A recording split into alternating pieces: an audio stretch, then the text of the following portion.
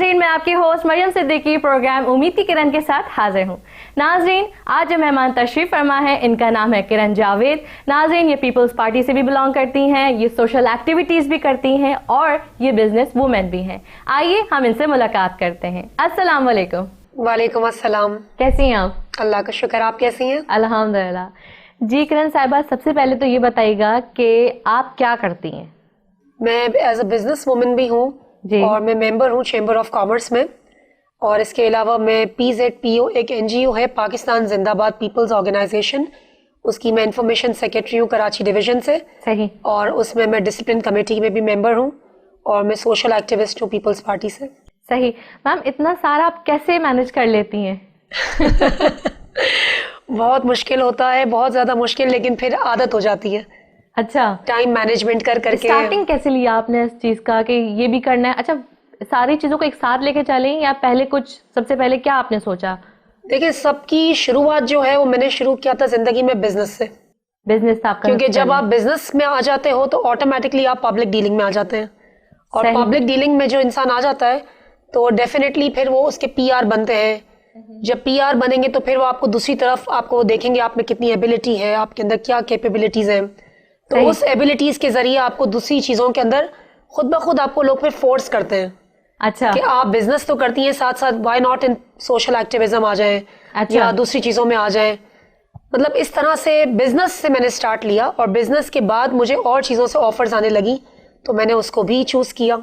फिर सारी चीजें आपने फिर इसको कैसे कंटिन्यू किया आपने? Step Aahista Aahista, one step by step मैंने। लेकिन मेरी स्टार्टिंग लाइफ में बिजनेस है और अभी भी मेरे लिए first priority is business. Business है आपका। फिर आप ये जैसे पीपल्स पार्टी में भी हैं आप, तो किस तरह से उसको टाइम देती हैं, कैसे आप मैनेज करती हैं? वहाँ पे जो काम होता है, आपकी नीड होती है, तो आप कैसे वहाँ पे भी जाती हैं? मतलब आपको सब वहाँ पे भी कर रही हैं और कारोबार में भी आपका, तो डिफिकल्ट नहीं होता? बहुत बहुत डिफिकल्ट तो बहुत छोटा वर्ड है, बहुत ज्यादा डिफिकल्ट होता है। बहुत ज्यादा होता है, स्पेशली उसके लिए कि जो एक वर्किंग वुमन भी है और स्पेशली एक हाउस वाइफ भी है। और एज अ मदर भी है 3 बच्चों की, तो फिर जाहिर सी बात है बहुत मुश्किल होता है। बच्चों की स्टडीज भी निगलेक्ट ना हो, घर डिस्टर्ब ना हो, हस्बैंड को भी टाइम देना पड़ता है, काम को भी देखना पड़ता है, आपको अर्निंग पे भी, इनकम बिजनेस भी अफेक्ट ना हो। और फिर साइड बाय साइड आपको सोशल एक्टिविटीज को भी लाइन अप करती हूँ चीजों को। अच्छा। कि किस तरह क्या प्रायोरिटाइज करना है कि मुश्किल ना हो, परेशानी ना हो, बट स्टिल काफी परेशानी होती है। काफी परेशानी। तो कोई आपने अपने साथ कोई मेंबर्स रखे ऐसे जो आपके साथ मैनेज करे, आपकी हेल्प आउट करे? यार मेरे साथ ऐसा है कि वन मैन शो वाला गेम है। अच्छा। हाँ, मुझे किसी की हेल्पिंग एक तो पसंद भी नहीं है, और मुझे पर्सनली मेरी ये सोच है कि जो हम खुद कर सकते हैं और दूसरे को गाइड करके वो करवाना, उससे बेहतर खुद ही बंदा कर ले। ये तो आपने बात ठीक की, जितना आप समझाने में लगाएंगे उतना आप खुद ही कर ले, और उसमें वो काम आपको आउटपुट आता भी नहीं है। सही। हाँ, जो आप खुद अपने लिहाज से अपनी चीज करते हैं, हाँ, वो उसके अंदर एक डिफरेंट फिर चीज हो जाती है, क्योंकि वो आपको फर्स्ट अटेम्प्ट में सही मिलती है चीज। सही। लेकिन मैम बात है ना ये कि आप माशाल्लाह घर भी देख रही हैं, चीजें भी संभाल रही, तो किस तरह से मैनेज कर रही, थोड़ा सा हमारे व्यूअर्स को बताइए। मैं आपको ये कहना चाहूंगी कि देखें, पर्सनली अगर आप जिंदगी में टाइम को मैनेज करते हैं, हाँ, कोई भी मर्द हो या औरत हो, ये सिर्फ औरत के लिए नहीं है, अगर टाइम मैनेजमेंट किसी इंसान के अंदर आता है, वो स्किल जी, तो वो इजीली हर चीज को करता है। मैं आपको बताऊं एक बात, काफी ऐसे लोग हैं जो जिंदगी में सिर्फ एक वन सोलो कुछ काम करते हैं, या वो कारोबार कर रहे हैं या जॉब करते हैं, ज्यादातर ऐसे, उसके बावजूद भी वो उस चीज के अंदर कैपेबल नहीं है। सही। क्यों? क्योंकि उनके टाइम के अंदर मैनेजमेंट नहीं है। सही। उनको जॉब टाइम 9 to 5 है, परेशान हाल होते हैं। एग्जैक्टली 9 to 5 उनका जॉब टाइम होता है, वो उठते ही 8:30 बजे। सही। उनको टाइम रूटीन मैनेजमेंट आ ही नहीं रहा होता। अब मैं फजर पे उठती हूँ, सही, सुबह अर्ली इन द मॉर्निंग, मतलब मैं 5:30 मेरा गेटअप टाइम है। ठीक है। उसके बाद नमाज वगैरह पढ़ के अपना बच्चों को उसका स्कूल का क्या वापस से उसको रिविजन्स करवाना, काम देखना, क्योंकि बच्चे भी माशाल्लाह मेरे टॉपर्स हैं स्कूल के। अच्छा, माशाल्लाह। और ट्यूशंस भी नहीं लेते। अच्छा। मैं खुद ही उनको पढ़ाती हूँ, खुद ही उनको देखती हूँ। बड़े वाले तो अब ऐसे हैं जो खुद पढ़ लेते हैं, लेकिन छोटे बच्चे के साथ तो लगना पड़ता है माँ को। बिल्कुल बिल्कुल। कभी आप ऐसे नहीं हुए कि बहुत फेड अप हो गई हूँ मैं, मैं क्या इसको भी देखूं उसको भी देखूं, कैसे फिर करती हूँ? और फ्रस्ट्रेशन होती है, वो बच्चों पे निकलती है। और फिर कोई परेशानी आ गई हो आपके कोई पार्टी में या कहीं किसी और जगह पे, तो फिर कैसे उसको आप हैंडल करती हैं? होता है, इंसान अपसेट हो जाता है, मूड ऑफ हो जाता है, किसी से मिल के मजा नहीं आता, किसी की बात डिस्टर्ब कर देती है। सही सही सही। लेकिन ऑब्वियसली बात है, आप जहाँ पब्लिक रिलेशंस में होते हैं वहां पे आप कुछ कह भी नहीं सकते, बड़े बाउंड होते हैं। सही, तो फिर भी तो फिर अंदर अंदर बर्दाश्त करना पड़ता है अल्लाह के हवाले छोड़ कर।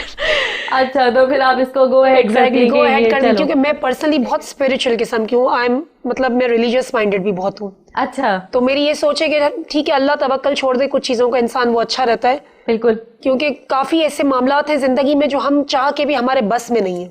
सही, ये तो बहुत मुश्किल से समझ आती है बात, लेकिन वो बात होती है ना, जो चाहत होती है उसी के पीछे नहीं, हम भागते। नहीं भाग सकते जिंदगी में। हम जिंदगी के पीछे देखें, आप जितना भी भागेंगे ना, जिंदगी आपको और भगाएगी। तो इससे बेहतर ये है कि जितना हमारी जात में, हमारी इंसान के अंदर खुद में जितनी एबिलिटी है उतना हम कर लें। जी जी, और उसका फिर बेहतर हल ये है कि you keep the rest on अल्लाह, कि अल्लाह जो करेगा बेहतर करता है। ये तो है, ये तो है। ठीक है मैम, ये बताइएगा कि एनजीओ आपकी नजर में क्या है? देखिए, एनजीओ बेसिकली एक नॉन गवर्नमेंट ऑर्गेनाइजेशन होती है, ठीक है, जिसका एब्रीविएशन एनजीओ है। और बेसिकली ये एक सोशल वर्क होता है। Social work in a sense कि आप फलाही काम आपने किए, लोगों की खिदमत खल्क का जज्बा जिसके अंदर होता है कि यार मैं लोगों के लिए कुछ करूं, अवाम के लिए कुछ करूं, तो ये एक प्लेटफॉर्म्स होते हैं। सही। अब हर बंदा जिसको फर्ज करें कोई परेशानी है, कोई तकलीफ है, वो डायरेक्ट हर एक की अप्रोच नहीं होती है। ये तो है। अब जाहिर सी बात है, हर बंदा पॉलिटिकली नहीं होता, या हर बंदे के पास इतने रिसोर्सेज नहीं है। एक आम इंसान, एक आम सिटीजन जो होता है, उसके रिसोर्सेज सिर्फ घर की चार दीवारी तक महदूद होते हैं। सही। तो वो इंसान अगर किसी परेशानी में है, किसी तकलीफ में है, तो ऑब्वियस सी बात है वो इस तरह की जो एनजीओज होती हैं, जो कि काफी आजकल बन गई हैं, जी जी, तो जी। वो किसी ना किसी एनजीओ में अपने आप को एसोसिएट कर लेते हैं, या उनके साथ किसी वाबस्तगी के अंदर अपने आप साथ जो कम्युनिकेशन लिंक एक बना लेते हैं कि अल्लाह ना करे कोई प्रॉब्लम हो, कोई परेशानी आई, जी जी, तो वो उस तरह से अपने आप को उसमें डाल के कि एक सोशल वर्क के जरिए लोगों की हेल्प करते हैं। या अगर किसी के पास कोई साहिब हैसियत है, तो उसको ये होता है कि चलो यार, जरूरी नहीं है कि हर कोई बंदा एडी सेंटर खोल सकता हो, या जरूरी नहीं है कि बड़े पैमाने पे लोग कर सकें, तो वो अपनी जात से, अपनी रिसोर्सेज के हिसाब से कुछ ना कुछ, something is better than nothing. सही। एक छोटी सी भी नेकी आपको आगे आती है। ठीक है मैम, ये बताइएगा कि सोशल एक्टिविटीज हमारे माशरे में किस कदर इम्पोर्टेंस है इसकी? देखिए, आजकल तो मैं जिसको देख रही हूँ, हर बंदा सोशल एक्टिविटीज के अंदर इन्वॉल्व है। स्कूल के अंदर आप चली जाएं, स्कूल बच्चों के अंदर भी, स्कूल के अंदर भी ये चीजें हो रही हैं। ग्रुप्स बने हुए होते हैं कि ये जो है कोऑर्डिनेटर्स हैं, मतलब वो कोऑर्डिनेटर्स बेसिकली टीचर और स्टूडेंट्स और पेरेंट्स के दरमियान एक सोशल एक्टिविटीज कर रहे होते हैं ना, कि पेरेंट्स का काम जो परेशानियां हैं वो स्टाफ को देते हैं, जो स्टाफ की परेशानियां हैं वो बताते हैं टीचर्स को, तो वो एक ट्रायंगल बना हुआ होता है। तो स्कूल के अंदर आप चले जाएं तो वहां पे भी तंजीम बनी हुई है। आप कॉलेजेस में चले जाएं, वहां पे भी तंजीम मुझे नजर आती है। आप घर के अंदर देख लें, घर के अंदर भी होता है कि किसी को किसी से कोई काम है तो कोई लिंक के अंदर कोई तंजीमी वाली चीजें चल रही होती है। मतलब कुछ ना कुछ इन और आउट, मतलब ऑफलाइन या ऑनलाइन ये चीज चल रही है। That's what I feel. सही। तो इससे बेहतर ये है कि एक एनजीओ में ज्वाइन होके बंदा खुल के ही फिर अच्छे से काम करे। सही। लेकिन आप क्या कहती हैं इस हवाले से कि किस तरह से एनजीओ में काम करना चाहिए? मकसद, बेसिक मकसद क्या होना चाहिए इसमें? बेसिक मकसद तो इसका ये है कि लोग काफी देखें, कुछ जगहों मैंने पे ज्यादा ये देखा एनजीओ में खाना खिला रहे हैं, शादियां करवा रहे हैं, हेल्प कर रहे हैं, तो इसका मतलब ये तो नहीं कि हम बिठा के उनको सिर्फ हेल्प ही करते जाए, उनको खाना ही खिलाते जाए। उनके लिए कुछ ऐसा भी करना जरूरी है कि वो खुद अपनी मदद आप करें। नहीं करते एनजीओज में ऐसा भी होता है कि किसी को जॉब्स जैसे एम्प्लॉयमेंट नहीं है जी, तो अगर कोई बंदा कितना कैपेबल है, कितनी एजुकेशन है, उसके हिसाब से उसकी जॉब्स के लिए भी इजी करते हैं। हर तरह से उसकी हेल्प आउट की जाती है कि किस तरह से आप तकलीफ के अंदर, प्रॉब्लम अल्लाह ना करे किसी फैमिली में कोई प्रॉब्लम हो गया, कोई मसला है, किसी की डेथ हो गई, कोई कमाने वाला नहीं है, तो उनकी हेल्प आउट करके, या उनकी बच्चियां हैं, लड़का नहीं है कोई, तो बंदा किसी की सेल्फ रिस्पेक्ट पे अटैक भी ना करे कि इज्जत नफ्स से बढ़ के कुछ भी नहीं है। इंसान मदद भी इस तरह करे कि उसको ये महसूस ना हो कि हम उसको डाउन कर रहे हैं, क्योंकि देखें देने वाला हाथ हमेशा ऊपर होता है और देने वाली जात सिर्फ अल्लाह की है। अल्लाह की जात के अलावा किसी में कोई ताकत नहीं है।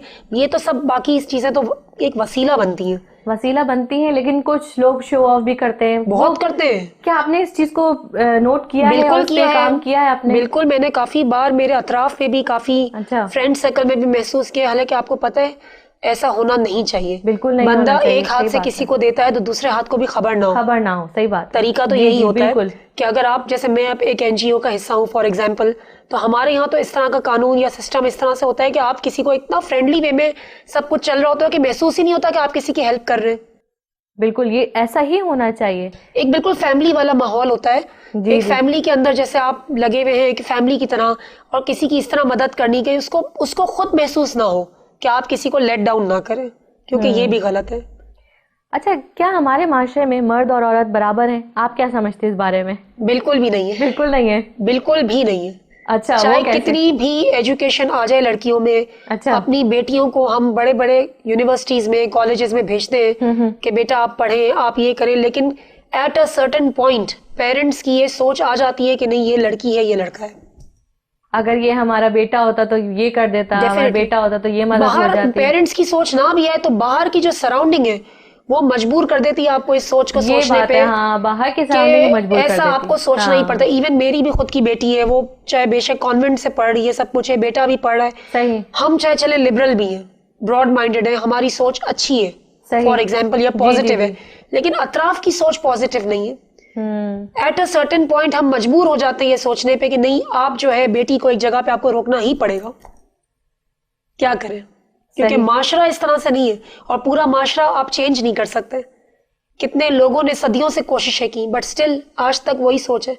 अब जैसे मैं पॉलिटिक्स में भी आई, या अगर मैं किसी काम में हूँ, तो स्टिल काफी जगहों पे मुझे महसूस होता है कि मेल डोमिनेशन है, और काफी हद तक है। काफी जगहों पे स्टिल आज भी औरत प्रोटेक्टिव नहीं है। प्रोटेक्टिव नहीं। तो आप आज भी समझते हैं कि मेल डोमिनेटेड पर्सन है? बिल्कुल है। अच्छा, काफी जगहों पे काफी दफा मुझे ऐसा महसूस हुआ है। हमारे माशरे में तो मर्द और औरत बराबर काम कर रहे हैं। आज का इतनी तरक्की हो गई है, पढ़ाई में भी, हर जगह में डॉक्टर्स भी बराबर में आ रही हैं, इंजीनियर भी बराबर में बन रही हैं, लेकिन फिर भी वही कॉन्सेप्ट स्टिल है। माशरा, हमारा माशरा नहीं चेंज हुआ अभी भी। कुछ घरों में, कुछ जगहों पे आप देखें सोसाइटी के अंदर स्टिल औरत जो है इस चीज को बहुत परेशानी का सबब है उसके लिए। अब हर औरत इतनी फास्ट नहीं है, हर औरत इतनी बोल्ड नहीं है कि 4 मर्दों का मुकाबला अकेले कर सके। बिल्कुल, क्योंकि हम कुछ ऐसी भी औरतें हैं जो घर की 4 दीवारी में रहती हैं। हर औरत वर्किंग वुमेन नहीं है, हर औरत पॉलिटिक्स में नहीं है, या हर औरत बिजनेस वुमेन नहीं है। काफी ऐसी औरतें हैं, बल्कि ज्यादातर औरतें, 90% औरतें हैं वो जॉब करती हैं। हर औरत के पास तो इतना पैसा नहीं होता या इतनी रिसोर्सेज नहीं है कि वो बिजनेस कर सके अपना, या माशरा उसको इजीली बिजनेस करना अलाउ कर सके। तो मैम आप क्या समझती हैं कि ऐसा क्या होना चाहिए कि औरत को फुल फ्रीडम मिले, वो बिल्कुल सोचे कि हम मर्द के बराबर, जबकि है, लेकिन आप सही कह रहे हैं अतराफ के लोग कुछ ऐसे हैं, तो उन लोगों के लिए कैसा क्या आप कहना चाहेंगी, या कुछ ऐसा होना चाहिए? लेडीज को स्पेशली देखिए, मर्द तो जैसा है, जो सदियों से रहा है वो वैसा ही रहेगा। सही। और मर्द को हम चेंज करना भी नहीं चाहिए, क्योंकि हम चेंज कर ही नहीं सकते। तो उसको चेंज करने से बेहतर नहीं है कि हम अपनी सोच को थोड़ा चेंज कर लें। अच्छा, यानी कि आप उन जो अतराफ के लोगों को वो मैसेज देना चाह रही हैं कि वो अपनी सोच बदले? लेडीज को चाहिए कि आप अपने आप को प्रोटेक्टिव फील करने के लिए कुछ बाउंड्रीज जिंदगी में सेट कर लें कि मुझे कहाँ पे किसको शट अप कॉल देनी है। अच्छा जी, ये बहुत जरूरी है। लेडीज को अगर वो घर से बाहर निकलती हैं तो वो किसी की पब्लिक प्रॉपर्टी नहीं है, सबसे पहली बात। सही। एक औरत चाहे किसी मजबूरी में निकलती है, चाहे शौक से काम कर रही है, अगर उसकी फैमिली सपोर्ट उसको है और वो काम कर रही है, विच इज ओके, अच्छी बात है, अपने घर को वो सपोर्ट कर रही है, अपने हस्बैंड को सपोर्ट कर रही है। अगर उसके मियाँ को एतराज नहीं है तो दूसरे लोगों को क्या तकलीफ है? मुझे तो ये समझ नहीं आता। लेकिन उस पर भी बातें बनती हैं। उसको खैर है, बातें बनानी है, बनाओ। नहीं तो फिर डिसहार्ट हो जाती है ना ऐसी औरतें काम। डिसहार्ट नहीं होना चाहिए, डिसहार्ट इसलिए नहीं होना चाहिए। ऐसी बातें होती है ना, लोगों की तरफ से ऐसी बातें आ रही होती हैं कि देखो उसके तो अपने बच्चे हैं घर में, वो बच्चा छोड़ते हुए रुलाते हैं, उसको क्या जरूरत है, उसका तो मियाँ भी है। ऐसी काफी बातें होती हैं जिससे आगे बढ़ता हुआ कदम हमेशा पीछे हो जाता है। ऐसा क्या है? देखिए, सबसे पहले तो आप जब घर से बाहर निकलते हैं आपको अपने दोनों कान बंद करने पड़ेंगे। अच्छा, ये जरूरी है, क्योंकि अगर आप लोगों की बात सुनोगे तो आप एक दिन भी आगे काम नहीं कर सकते, 1 घंटा भी नहीं कर सकते काम। सही, ये तो है, क्योंकि आपको कोई करने ही नहीं देगा काम। ये जिंदगी का उसूल है, आप जितनी तरक्की करते हो उतने आपके नीचे दुश्मन है।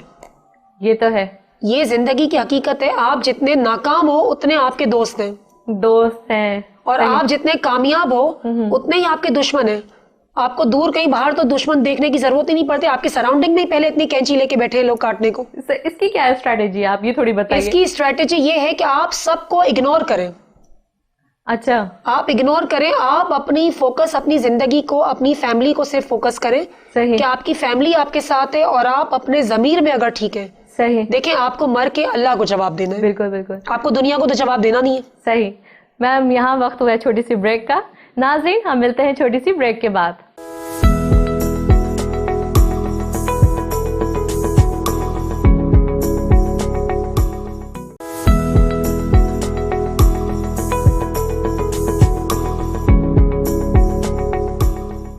वेलकम बैक नाज़रीन, चलते हैं हम अपने बकिया प्रोग्राम की जानिब। जी साहिबा, आप कुछ फरमा रही थी। जी, मैं ये कह रही थी कि हमको मर के अल्लाह को जवाब देना है, इंसानों को तो जवाब देना नहीं है, तो फिर इंसानों का क्या खौफ करना। सही। अच्छा, इसके बाद हम ये भी बात कर रहे थे अभी थोड़ी देर पहले कि हुकूक के बारे में, कि जैसे मर्द भी आ जाते हैं बीच में, वो फिर होशियारी दिखाते हैं, उस पर किस तरह से ये औरतें आगे बढ़े, किस तरह से काम करें? नहीं, ऐसे मर्दों के साथ तो डील करना चाहिए बहुत टेक्निकली। अच्छा। क्योंकि technically deal in the sense कि आप अपने होश व आवाज़ को हाजिर नाजिर रखें कि आपके साथ क्या हो रहा है, क्या नहीं हो रहा है, आपको कहाँ से क्या चीज़ कोई डिच कर रहा है, कोई प्रॉब्लम कर रहा है, तो आप अपने अगर होश व आवाज़ अपने हम ऑन रखें और अपने आप को किसी का मतलब तमाशा बनने ही ना दें खुद का, तो ज़रूरत ही नहीं है किसी को कुछ करने की। नहीं, एक आम लड़की के बारे में बताएं ना, जो घरेलू टाइप की हो, उसके बारे में बताएं। देखिए, घरेलू लड़कियों को तो तकलीफें आती ही नहीं है। अच्छा। घरेलू लड़कियों को तो इतनी तकलीफ आती ही नहीं है। इसका रीज़न ये है कि जो लेडीज़ लड़कियां या लेडीज़ हैं, बच्चियां छोटी एज की या टीनेजर्स हैं, जो कॉलेज लाइफ में होती है, वो तो पढ़ाई से और पढ़ाई के बाद घर पे शादी वगैरह ये सब चक्कर होता है नॉर्मली। ये ज़्यादातर तकलीफ या परेशानियां उनको आती हैं जो वर्किंग वुमेन है। घर की चार दीवारी में तो औरत वैसे ही महफूज है, उसको कितनी तकलीफ आ जाएगी, बहुत बहुत तो ससुराल से आ जाएगी, हस्बैंड से आ जाएगी, बच्चों से, पड़ोस से, मतलब ये एक लिमिटेड होती है चीज़ें ये, तो जिसको औरत आई थिंक फेस कर लेती है इजीली। ये ज़्यादा जो माशरे की परेशानियां हैं वो आती ही वर्किंग वुमेन को है, जो औरत घर से बाहर निकलती है, क्योंकि वर्किंग वुमेन के लिए मर्दों की या लोगों की सोसाइटी की सोच इज कम्प्लीटली डिफरेंट। सही। हाँ। उनकी सोच ही डिफरेंट है। वो समझते हैं कि बस ये बाहर आ गई, बस खत्म, ये तो पब्लिक प्रॉपर्टी है, आप जो मर्जी चाहे उसको डील करो। अच्छा, ऐसा कोई केस आया आपके सामने? आते रहते हैं, नॉर्मली है ये चीज़ें इस तरह से, लेकिन आजकल की लेडीज़, और मैंने जो महसूस किया है कि आजकल काफ़ी शातिर हो गई हैं लेडीज़ भी। अच्छा। हाँ, क्योंकि अब एजुकेशन है, अवेयरनेस है, मीडिया है, सोशल मीडिया है, तो आजकल बच्ची बच्ची को पता होता है हर बारे में, काफ़ी इन्फॉर्मेशन होती है। सही। पहले वक्तों की औरतें इतनी ज़्यादा अवेयर नहीं थी। आजकल की लड़कियां, यंग जनरेशन काफ़ी अवेयर है, तो उनको हर चीज़ का आइडिया होता है कि इस तरह हो रहा है, ये हो रहा है, ये आपके डूज एंड डोंट्स हैं, तो काफ़ी हद तक खुद भी केयरफुल रहती हैं, और जो नहीं रहती तो खुद के लिए तकलीफ करती हैं। अच्छा, इनके आप बता रहे हैं कि खुद केयरफुल रहें इस बारे में? खुद तो केयरफुल रहना ही पड़ेगा, क्योंकि इसलिए इसका रीज़न एक ये है, देखिए, precaution is better than cure. सही। आप प्रिकॉशंस लें, प्रिकॉशंस इन द सेंस कि आपको पता है आपकी बाउंड्रीज़ क्या है। जो औरतें अपनी बाउंड्रीज़ में रहती हैं, आप अपने कोई जैसे जॉब कर रही है, कोई बिजनेस है, कुछ भी है, ऑब्वियस सी बात है मर्दों के साथ आपकी डीलिंग होगी। आप बाहर निकलते हो, ऑब्वियस सी बात है आपको बाहर सिर्फ मतलब 100% लेडीज तो नहीं मिलती। सही। आपको 80% जेंट्स ही मिलते हैं। जैसे बिजनेस में करती हूँ तो बिजनेस के अंदर आपको 90% जेंट्स के साथ ही बिजनेस है। अच्छा। तो इसका मतलब ये थोड़ी कि आप डर के और परेशान होके, मतलब सही है यार, जो बात है उसको आप बात करें, फेस करें, फेस करना सीखें हर चीज को। सही। मतलब अप्स एंड डाउन्स आ रहे हैं, ईव्स एंड एंड्स जो भी हैं, आप उसको फेस करें। मतलब डर, खौफ और इस तरह से होने की जरूरत नहीं होती। अच्छा किरण साहब, बताइएगा, क्या माशरे में औरतों के हुकूक पूरे हो रहे? देखिए, ये ऐसा है मसला इसका कि औरतों के हुकूक पूरे हो भी रहे हैं और कुछ जगहों पे नहीं भी हो रहे। इन दिस सेंस कि औरतों के हुकूक वहां पूरे हो रहे हैं जहां औरतें अपना हुकूक ले रही हैं। अच्छा, ये मेन पॉइंट किया आपने बात। मेन पॉइंट यही है कि जहां पे आप अपना हुकूक लेंगी वहां तो आपको हक मिलेगा, लेकिन कुछ औरतें ऐसी हैं जिनको अवेयरनेस ही नहीं है कि यहाँ पे मेरा उनको हक है, पता ही नहीं है कि मेरा हक है या नहीं भी है। हाँ। तो जहां पे आप मतलब हक समझती ही नहीं है अपना, तो वहां कहां से मिलेगा? और जबकि उनका वो हक है। डेफिनेटली है। लेकिन अब ये बताएं वो कैसे समझे कि ये मेरा हक है, वो कैसे, उनको क्या है ही नहीं ना, उनको अवेयरनेस ही नहीं होती इस बात की। वो उनका पीछे बैकग्राउंड भी ऐसा नहीं होता, घर का माहौल भी इस किस्म का नहीं होता। वो घर का, एक्चुअली घर का माहौल भी बहुत काउंट करता है, आपकी सराउंडिंग भी काउंट करती है। अब आजकल की जो बच्चियां हैं उनको मतलब बचपन से ही पता होता है हमारे हक क्या है। सही। जो मैंने महसूस किया है, बच्चियां छोटी छोटी एज से पेरेंट्स पे अपना हक समझ के बोलती मुझे ये चाहिए, मुझे वो चाहिए, तो अपना हक जता रही है ना। तो उसी तरह से जब वो बड़ी होती हैं तो और चीजों की फरमाइशें, डिमांड्स होती हैं नहीं, कि हमें ये करना है, हमें वो करना है, जाता है कि exactly. ये हमारा हक है, हमें इस तरह से अपने हक को लेना है। मतलब बच्ची, छोटी छोटी एज की बच्चियां जो है घर के अपने पेरेंट्स को, मतलब माँ को या बाप को मोबाइल की डिमांड करती हैं। तो ये अपना हक मांग रही है। बिल्कुल। हालांकि हक तो नहीं है इस तरह से, कोई मोबाइल को नेसेसिटी तो नहीं है, लेकिन उनके लिए है। अच्छा, तो आपने बोला कि जो इस बात को जानते हैं कि उनका ये हक है, वो लेना जानती है, हक अपना अवेल करना जानती है, सिर्फ उन्हीं को हक मिला, अदरवाइज बाकी नहीं मिलता। बाकी नहीं। तो बिना मांगे तो कुछ भी नहीं मिलता जिंदगी में। ये तो हमारे माशरे में यही है। अजीब सी बात हो गई ना, हमारे माशरे में ऐसा ही है कि बिना मांगे कुछ भी नहीं मिलता जिंदगी में। उस चीज के लिए आप एफर्ट्स नहीं करेंगी, एफर्ट्स के बगैर तो कुछ भी नहीं मिलता। ये हमारे माशरे का दस्तूर है, और हम क्योंकि इस माशरे का हिस्सा है तो हमको बाय हुक और बाय क्रुक इस चीज को थोड़ा बहुत फॉलो करना पड़ता है। सही। अच्छा, ऐसी खवातीन के लिए आप क्या बोलेंगे? वो कैसे अवेयर हों? उनको तो ज़ाहिर पता ही नहीं होगा ना कि मेरा हक है, तो वो कैसे अपना हक ले? जी, तो उनको तो पता ही नहीं होता कि उनका हक है या नहीं है।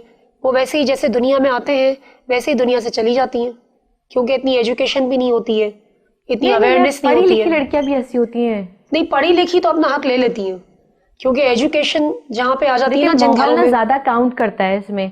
अगर आप लड़कियां भले पढ़ी लिखी हों, लेकिन उनके माहौल में, उनके इर्द गिर्द, उनके घर में क्या चल रहा है, जिस तरह के मिजाज होंगे उनके पेरेंट्स के, उसी तरह का उनका, उस बच्ची का, उस लड़की का होगा ना, वो भी तो उसी तरह से। सबसे इम्पोर्टेंट बात तो ये है कि जो लड़की अगर स्कूल लाइफ के बाद कॉलेज लाइफ आ जाती है, और कॉलेज लाइफ के बाद तकरीबन लड़कियां यूनिवर्सिटीज जाती हैं आजकल के माहौल में, तो अंडरस्टूड बात है, यूनिवर्सिटीज में को होता है, को एजुकेशन का माहौल है ज्यादातर। तो जब लड़की को एजुकेशन में पढ़ लेती है ना हमारे माशरे में, तो उसमें वैसे ही बड़ी हिम्मत आ जाती है। अब जब हिम्मत आ जाती है तो हक भी मांगने की हिम्मत आ जाती है। फिर वो अपने घर में भी फाइट करना जानती है। सबसे पहले अपने घर की फाइट से शुरू होती है माशरा। सबसे पहले अपने पेरेंट्स से फाइट करती है वो बच्ची, फिर बाहर लोगों से फाइट करना आता है। जो लड़की अपने घर में ही हक नहीं ले सकती, वो बाहर कहाँ से हक लेगी? सही से। और जब शादी होके चली गई भले ससुराल में, तब तो फिर गई नहीं, वहां भी हक लेना जानती है। वहां नहीं जानेगी ना, जब वो घर से ही नहीं ले सकी। तो जो घर में नहीं ले सकेगी वो तो कहीं नहीं ले सकी ना हक। जो घर में ही अपने होल्ड में होती है, जिसको पता है कि ये सब मुझे क्या है करना, क्या नहीं करना, ये मेरे डूज है, ये मेरे डोंट्स हैं, मुझे ये चाहिए, ये मुझे नहीं चाहिए, वो अपनी सोच एक उसकी बन जाती है। तो जिस बच्ची की नॉर्मली अपनी सोच जहाँ बन जाती है ना, वो बड़ा एक खतरे का साइन होता है। खतरे का साइन इन अ सेंस कि फिर वो बच्ची एक तो पेरेंट्स के भी अंडर में नहीं होती है। अच्छा। सबसे पहली बात, जो बच्ची अपने पेरेंट्स के अंडर में नहीं होती ना, फिर वो किसी के अंडर में नहीं होती है। अंडर इन द सेंस के फिर जाहिर सी बात है जो पेरेंट्स की नहीं, मतलब इज्जत और एहतराम को लेवल क्रॉस कर चुकी होती है काफी हद तक। अच्छा, काफी हद तक। मतलब ठीक है, अगर जो इज्जत और एहतराम के दायरे में है तो फिर वो काफी कुछ बर्दाश्त करेगी पेरेंट्स का। तो जो पेरेंट्स का बर्दाश्त करेगी तो उसकी सोच में ये होगा कि चलो अब मैं अपने शौहर का भी बर्दाश्त करूं। फिर उसके बाद उसकी सोच में होगा मैं अपने बच्चों का भी बर्दाश्त करूं, अपनी सास का भी बर्दाश्त करूं, माशरे का भी बर्दाश्त करूं। तो टॉलरेंस का लेवल जिस बच्ची में है तो वो आखिर वक्त तक हर स्टेज पे जाएगा। और जिस बच्ची में टॉलरेंस अगर लेवल ही नहीं है, बचपन से, जैसे होता है ना कुछ बच्चे बेबाक होते हैं, बिल्कुल टॉलरेंस का लेवल नहीं होता। जैसे कुछ बच्चे होते हैं कि आप 2 घंटे भूखा रख दें और तीसरे घंटे खाना देंगे तो वो शोर नहीं करते। और कुछ बच्चे ऐसे होते हैं कि जिनको आप 10 मिनट भूखा रख दें, वो प्लेट को बजाना शुरू करते हैं कि we need food, we need food. सही। तो इट ऑल डिपेंड्स कि उनका टॉलरेंस का लेवल क्या है। अब कुछ ऐसे बच्चे भी हैं जो 8 घंटे विदाउट एसी गर्मी में बैठते हैं और चेहरे पे बल नहीं आता। कुछ ऐसे बच्चे भी हैं जो 10 मिनट आप गाड़ी का एसी ऑफ कर दें और वो हंगामा मचाते हैं कि आप एसी ऑन करें। सही। तो इट ऑल डिपेंड्स के उस बच्चे में, देखें बच्चे की परवरिश बड़ी काउंट होती है इस चीज में। सारा कसूर बच्चे का नहीं है, हम हर चीज बच्चे के ऊपर डाल दें। बच्चा एज अ चाइल्ड वो घर से परवरिश को सीखता है। बिल्कुल। तो पेरेंटिंग बहुत इंपॉर्टेंट है। अगर बच्चा चोर बना है तो उसके में बच्चे का कसूर नहीं है, उसके माँ बाप का कसूर है कि उसकी पेरेंटिंग गलत की गई है। तो सबसे पहले तो पेरेंटिंग को ठीक करें। पेरेंटिंग ठीक होगी तो वो बच्चा बड़ा होके माशरे में एक अच्छा इंसान बनेगा। आज हमारे माशरे में जो खराबियां हैं, हम कहते हैं लड़के खराब हैं या लड़कियां खराब हैं, तो उसमें उन बच्चों का तो कसूर ही नहीं है। सही बात से माँ के पेट से थोड़ी खराब होके पैदा हुए। सही बात है। कोई भी बच्चा पैदा होके एक दिन का ही बच्चा पैदा होता है ना। सही बात है। कोई बच्चा शुरू से ही थोड़ी 40 साल का होके पैदा हुआ है। तो वो 40 साल तक उसको बनाने में, उसकी साइकोलॉजी बनाने में उसके पेरेंट्स का हाथ है। बिल्कुल बिल्कुल। आई एम सॉरी, मैं कोई ऑफेंड नहीं करी, पेरेंट्स को बुरा नहीं करी, मैं खुद एक पेरेंट हूँ, लेकिन पेरेंट्स का काफी हद तक कसूर होता है। बिल्कुल, क्योंकि बच्चा घर से सीखता है ना, इब्तदाई तालीम घर से ही लेता है बच्चा। आप उसको इतनी फैसिलिटीज देते हैं, ठीक है, अच्छी बात है, आप दे फैसिलिटीज, पेरेंट्स कमाते हैं इसीलिए कि बच्चों को फैसिलिटीज दें, लेकिन उनके साथ उनको आप उसको कल्चर भी सिखाएं, उसको मैनर्स भी सिखाएं। सही बात उसको अच्छे बुरे की तमीज घर से पहले सिखाएं। बड़ी बात, दीन से दूर ही आ जाती है। आजकल बच्चे, आप यकीन करें, सॉरी टू से, बड़ा मुझे दुख भी होता है, आजकल के बच्चे, मैं ओवरऑल बच्चों की बात कर रही हूँ, अगर फ्री टाइम मिलता है वो मोबाइल लेके बैठे होते हैं, गैजेट्स उनके हाथ में होंगे। बिल्कुल, ये हम तो है। क्या देखते हैं कि बच्चों के हाथ में कुरान शरीफ है? नहीं, ये तो बिल्कुल, क्योंकि हम उनके बड़े के हाथ में नहीं होता, क्योंकि बड़े भी अगर चले, बड़ों के हाथ में है भी, लेकिन वो बच्चों को तलकीन नहीं करते। दे आर हैप्पी कि इफ दे आर हैप्पी। माँ बाप की सोच ये होती है कि हमारा बच्चा खुश है, बस ठीक है, हम खुश हैं। माँ बाप की सोच ये, वो माँ बाप भी जान छुड़ा रहे होते हैं। वो देख ही नहीं रहे होते कि बच्चा मोबाइल में देख क्या रहा है। उसकी मोबाइल की हिस्ट्री चेक करो, वो चीजें चेक करो कि बच्चा कहाँ से कहाँ निकल गया है। आप सोशल एक्टिविटीज करते करते दुनिया को सुधार रहे, सबसे पहले अपना घर तो सुधारें। ये तो है, सबसे पहले अपने घर को देखें। सबसे पहले सोशल एक्टिविज्म जो शुरू करता है दुनिया में इंसान, अपने घर से शुरू करो। सबसे पहले तो तरजीह और तबलीग अपने घर की करो। अपना किबला दुरुस्त ना हो, दूसरों के किबले हम दुरुस्त करते हैं। ये तो पहली फुर्सत में होता है कि हाँ, अपना भूल जाते हैं, दूसरों पे बोलते हैं। जितने लोग भी तनकीद कर रहे होते हैं, यार आपकी बेटी तो, या आप बाहर पार्टी में काम करती हैं, या आप ये काम करती हैं, आपने ये लिबास पहना, अरे आप अपने घर के गिरेबान में तो झांकें पहले। बिल्कुल बिल्कुल। अपने गिरेबान में कोई नहीं झांक रहा होता कि हम क्या कर रहे हैं। Everybody is pointing others. ये तो है, बिल्कुल। तो ये भी एक अनएजुकेशन की निशानी है। एजुकेटेड होते हुए भी काम कर रहे होते हैं ये। भाई सबसे पहले आप अपने गिरेबान में देखें, इफ यू आर राइट, ठीक है, अच्छी बात है, आप फिर दूसरों को तबलीग करें, तलकीन करते हुए अच्छे भी लगते हैं। आप खुद जो चीज इंप्लीमेंट नहीं कर रहे हो और आप दूसरों को कह रहे हो, तो कितनी अजीब बात है। बिल्कुल बिल्कुल। नहीं, अगला बंदा, सुनने वाला भी आपका मजाक उड़ाता है। वो फिर जैसे कहते हैं नजर से गिर जाना, या फिर वो बात हवा में उड़ जाती है। अब जैसे कुछ लेडीज होती हैं, मैंने ऐसा महसूस किया है काफी बार, कि जैसे ड्रेसिंग पे तनकीद करती हैं। फॉर एग्जांपल, जैसे फर्ज करें मैं जैसे एक फैशन डिजाइनर भी हूँ, मैंने इंडस वैली से फैशन डिजाइनर में डिप्लोमा भी किया है। तो जैसे किसी किसी लेडीज का शौक होता है ना अच्छे कपड़ों का, तो मेरा गालिबन वो शौक है, और अल्लाह ताला ने दिया है तो हम क्यों ना पहने। सबसे इम्पोर्टेंट बात ये है, हम अपने पैसों से पहनते हैं ना। बिल्कुल, हाँ। दूसरों के पैसों से नहीं, तो पहनते नहीं। सवाल भी होगा कि अल्लाह ने इतना दिया है, दे रहा है, और अगर आपके अंदर फैशन सेंस है, if you have dressing sense too, और आपका मतलब बॉडी फिजिक ऐसा है कि आपके ऊपर कपड़े जचते हैं, तो आप पहने। और अगर आप, सबसे बड़ी बात, आपके हस्बैंड को अगर पसंद है, हाँ, सबसे बेसिक बात ये है, बिल्कुल, शादी के बाद अगर आपका हस्बैंड चाहता है कि मेरी बीवी बनी संवरी रहे, अच्छी ड्रेसिंग करे, अच्छा मेकअप करे, तो क्या वो औरत नहीं करेगी? बेशक, बिल्कुल करनी करेगी, या नहीं? आप खुद सोचें। हाँ, अगर तो आपका हस्बैंड कह रहा है कि तुम 7 पर्दों में रहो, तो आपका फर्ज है कि आप हस्बैंड की बात माने। लेकिन अगर आपका हस्बैंड ये कह रहा है कि तुम अच्छी लगती हो मुझे मॉडर्नाइज कपड़ों में, और अच्छे कपड़े पहनते भी मुझे अच्छी लगती हो, तो इसमें क्या, मुझे तो नहीं समझ आता कि लोगों को क्या प्रॉब्लम है। बस वो बात है और कि वो लोग तनकीद करते हैं जो खुद 7 आदमियों के दरमियान बैठी होती हैं। अच्छा, सबसे इम्पोर्टेंट बात ये तो फिर मतलब चलो क्या रिएक्शन होता है? बहुत मुझे हंसी आती है, अंदर से मुझे हंसी आ रही होती है। सही, मतलब ऐसे लोग तनकीद करते हैं जो खुद आपकी एनजीओस का या आपकी पार्टीज का, पॉलिटिकल पार्टीज में जब आप खुद 600 मर्दों के दरमियान में बैठते हो और आप तनकीद करते हो कि यार इसकी ड्रेसिंग देखें, अरे तो आप इतनी बापर्दा हैं, तो आप मर्दों के साथ बैठी कैसे हैं? सही, हाँ, ये भी तो एक पॉइंट, मतलब एक ऐसा इंसान मतलब कर रहा हो ना ऑब्जेक्शन। हाँ, सबसे इंपॉर्टेंट बात ये, जो खुद 4 पर्दों में बैठा हो और मर्दों के साथ बहुत डिस्टेंस रख के घर में बैठा हो, जो गैर आदमी से बात ना करे, वो तनकीद करे, इट मेक्स सेंस। सही। मुझे अफसोस और अजीब इस बात पे लगता है, ऐसा इनका मतलब ऐसी औरत तनकीद करे जो खुद एनजीओज में या पॉलिटिकल पार्टीज में खुद काम कर रही हैं। तो जाहिर सी बात है वहां पे सिर्फ लेडीज तो नहीं होती ना, ये बात है। जहां पे आप काम करने आ रही हो, तो वहां पे 6 लाख आदमी हैं। अच्छा मैम, बातें तो बहुत मजे की हो रही हैं, लेकिन वक्त हो गया छोटी सी ब्रेक का। नाज़रीन, मिलते हैं छोटी सी ब्रेक के बाद।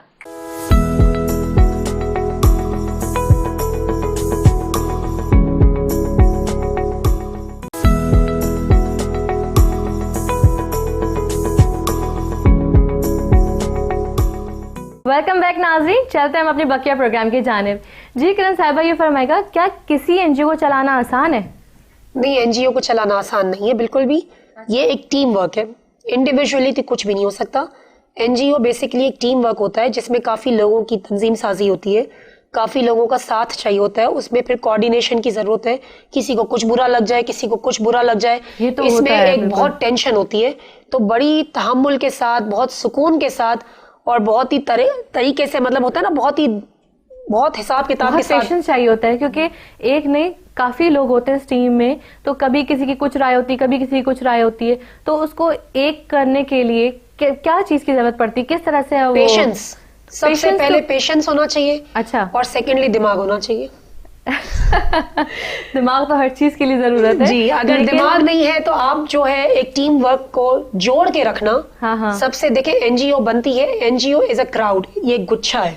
सही। जैसे फूलों का एक गुच्छा होता है, तो उसमें अलग अलग तरह के फूल होते हैं, बिल्कुल। अलग अलग तरह की खुशबू देते हैं, बिल्कुल। अलग अलग तरह के रंग होते हैं, सही। कुछ कांटेदार भी होंगे, कुछ बगैर कांटे के होंगे। इसी तरह एनजीओ एक गुच्छा है जिसमें कुछ लोग कांटेदार हैं, कुछ बगैर कांटों के हैं, कुछ अलग रंग के हैं, कुछ अलग रंग के हैं, कुछ अलग जबान के हैं, कुछ अलग जबान के हैं। हम सबको एक तरफ आके जोड़ना, तो वो जोड़ना जुड़ता कैसे? जैसे हम एक धागे से जोड़ते हैं जी। तो वो आप कैसे बताएंगे कि वो किस तरह से एक जान कैसे होता है? वो ये एक सबकी सोच कैसी होती है कि हाँ ठीक है, ये हमने फैसला किया है, अब इसी पे आगे इम्प्लीमेंटेशन होगी, तो वो कैसे होता है? देखिए, इसके लिए बेसिकली वन मैन शो होता है। जैसे अच्छा। जो एक चेयरमैन होता है या एक लीडर होता है, जैसे घर का कोई सरबरा होता है, हेड ऑफ द फैमिली होता है, वो डिसीजंस देता है तो सारे फैमिली मेंबर्स उसको यस करते हैं। सही। और अगर किसी को कोई ऑब्जेक्शन होता है तो वो एक तरीके से अपनी राय दे सकता है। तो लीडर का काम ये होता है कि लीडरशिप, देखिए लीडरशिप होना जो है ना, ये हर एक में आर्ट नहीं होता। बिल्कुल, ये तो है। लीडरशिप का आर्ट हर बंदे के बस की बात नहीं है। तो जो एनजीओस चलाते हैं, जो भी जितनी भी एनजीओस होती हैं, तो उसमें एक लीडर होता है जो कि अपने सारे डिपार्टमेंट्स होते हैं, तंजीमें होती हैं कि ये ग्रुप है, ये लेडीज का है, ये जेंट्स का है, ये इसका है, ये XYZ अलग अलग। तो उन डिपार्टमेंट्स के फिर अपने अपने हेड होते हैं। मैम, इसमें भी लेडीज और जेंट्स अलग अलग आ गए? नहीं, लेडीज जैसे वुमेन विंग होती है, कुछ मदर विंग होती हैं, कुछ अलग अलग सूबे होते हैं। जैसे सूबों के से मतलब स्टार्टिंग से होता है सब कुछ, कि पहले जैसे डिवीजन होता है, फिर डिस्ट्रिक्ट्स होते हैं, फिर अलग अलग सूबे आ गए, फिर सबको जोड़ के रखना, फिर सबकी मीटिंग्स होती हैं, फिर आप किसके लिए क्या काम कर रहे हो, उसके फिर अपनी अपडेट्स आपको देनी पड़ती हैं। तो इस हिसाब से एक दूसरे को देख के लोग फिर आगे बढ़ते हैं। इसमें कुछ ऐसे भी होते हैं जो नए हैं, जो उनको नहीं आता इतना, तो वो एक दूसरे को देख देख के भी सीख रहे होते हैं। और कुछ ऐसे होते हैं जिनको बहुत ज्यादा आ रहा होता है, तो उनके फिर अतराफ में इतने हासिल भी बनते हैं। अच्छा, ये बताइएगा, क्या सोशल एक्टिविटीज करने वाली खवातीन की अपनी कोई जाती लाइफ नहीं होती? देखिए, ज्यादातर तो नहीं होती है। इसका रीजन ये है कि इतना टाइम ही नहीं मिलता, क्योंकि आप सोशल एक्टिविटीज में होते हो तो आप काफी घंटे उस चीज में लगाना, फिर साथ साथ अपने घर को देखना, फैमिली देखना, अपना काम देखना, तो जाती लाइफ का तो इतना ज्यादा सवाल ही पैदा नहीं होता। तो फिर वो औरत तो डिस्ट्रॉय, वो क्या अपनी पर्सनल केयर भी क्या करेगी? वो सोचेगी क्या? पर्सनल लाइफ फिर इतनी नहीं रहती फिर है। बच्चे के साथ जो इंटरेक्शन होता है, अगर बच्चा है तो वो किस तरह से फैमिली को कैसे मैनेज करेगी? थोड़ा बहुत तो अफेक्ट आता है, फैमिली पे अफेक्ट बिल्कुल नो डाउट आएगा। इसका रीजन ये है कि वर्किंग वुमेन जब आप एक टाइम को दूसरे टाइम के अंदर साथ में मर्ज करते हो जब, तो ऑटोमेटिकली जो क्वालिटी टाइम आप एक जगह पे पहले देते हो, वो क्वालिटी टाइम अफेक्ट होगा। बिल्कुल, ये तो नेचुरल बात है। क्वालिटी टाइम नहीं रहा ना, या तो फैमिली के साथ रह लें, या तो फिर वो अपना जाती काम कह लें कि जो सोशल एक्टिविटीज कर रही होती उन पे ज्यादा। अच्छा, कभी ऐसा होता है कि ज्यादा फोकस फैमिली से हट के सोशल एक्टिविटी पे चला गया कि नहीं, ये ज्यादा अहम? डिपेंड करता है कि अगर कोई अच्छा। ऐसा प्रॉब्लम हो गया कि जैसे कोई ओकेजन ऐसा आ गया, अच्छा। तो उसका ध्यान फिर आपका बाकी चीजों से हटके उस चीज पे आ जाएगा। अच्छा। फिर इसी तरह कोई घर में कोई प्रॉब्लम हो गया तो वहां से हटके वो ध्यान आपको इस तरफ लाना है। तो बिल्कुल। ये डाइवर्जन बार बार उस औरत को होगी, ये नेचुरल बात है। उसका माइंड गेम, उसको माइंड बहुत ज्यादा एक्टिव रहना चाहिए। मैम, कभी ऐसा हुआ है कि कभी आपकी सोशल एक्टिविटी में कोई ऐसा मसला आ गया हो, या घर में आपके कोई ऐसी प्रॉब्लम आ गई हो, तो उसको आपने कैसे मैनेज किया?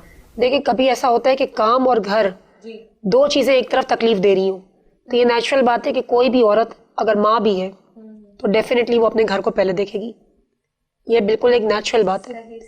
इसलिए कि देखें, एक औरत बाकी सब चीजें निगलेक्ट कर सकती है, औलाद को नहीं कर सकती। ये एक नेचुरल बात है, क्योंकि जो फीलिंग, जो मोहब्बत, जो अंदर से एक ममता का एहसास है, जो खिंचाव, जो अफेक्शन, जो लव, वो दुनिया की हर चीज साइड पे कर देता है जहाँ पे औलाद सामने आ जाती है। बिल्कुल बिल्कुल, ये रियलिटी है। तो कभी ऐसा हुआ कि जब आपने घर को ज़ाहिर तवज्जो दी तो आपके जो 7 लोग काम करते हैं वो बुरा मान गए कि नहीं, ये तो यहाँ पर काम कर रही हैं लेकिन ज़्यादा प्रेफर उनको कर रही हैं? कभी ऐसा सुनने को मिला आपको?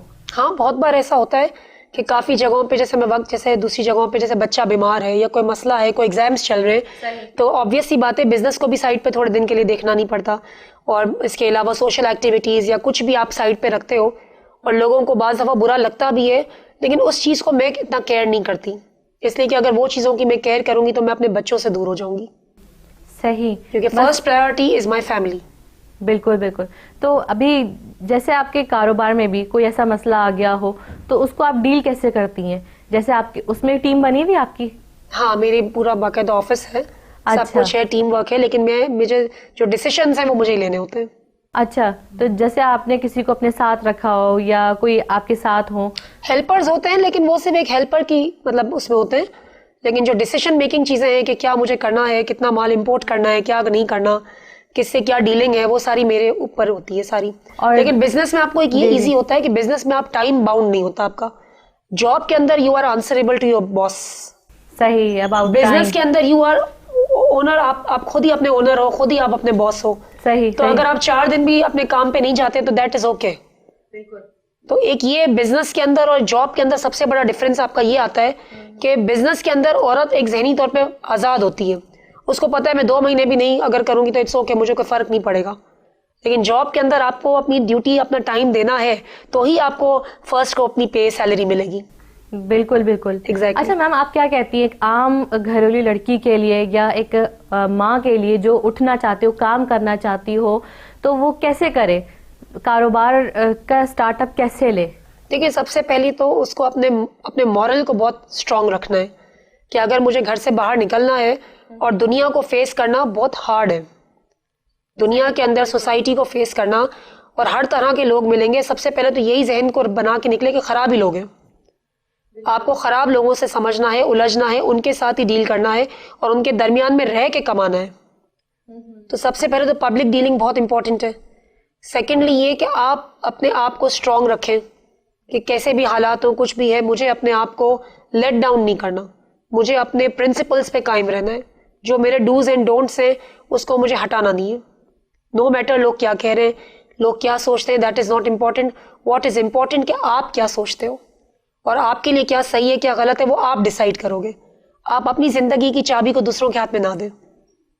सही। जैसे कुछ अच्छे बन रहे होते हैं, मशवरा दे रहे होते हैं कि नहीं ऐसे नहीं, ऐसा कर लो, ऐसे नहीं, तो उससे क्या होता है वो मिसगाइड हो जाता है। और दूसरा ये कि अपने कॉन्फिडेंट को वो लूज कर रही होती है कि नहीं ये मैं गलत कर रही हूँ मे बी, तो वो गलत रास्ते पर, मतलब गलत काम पे निकल पड़ती है। तो इस ऐसी लड़कियों के लिए या खातून के लिए क्या आप कहना चाहेंगी, क्या कहना चाहेंगी, या किसी एनजीओ के लिए आप क्या बोलना चाहेंगी कि क्या करें, इनके लिए क्या स्टेप होना चाहिए? देखिए, एनजीओज के लिए तो मैं ये कहना चाहूंगी कि एनजीओज जो है अपना काम ईमानदारी से करते हैं, दैट इज वेरी गुड। लेकिन पब्लिसिटी, कुछ एनजीओज ऐसे होते हैं जो पब्लिसिटी बहुत ज्यादा करते हैं, काम इतना नहीं होता जितनी पब्लिसिटी होती है, तो ये काफी गलत है। अगर फलाही काम है, नेक ख्वाहिशात के साथ आप मदद की नीयत से काम करते हैं, दैट इज वेरी गुड, ये तो अल्लाह को भी पसंद है। लेकिन सबसे पहले आप अपने घर से शुरुआत करें।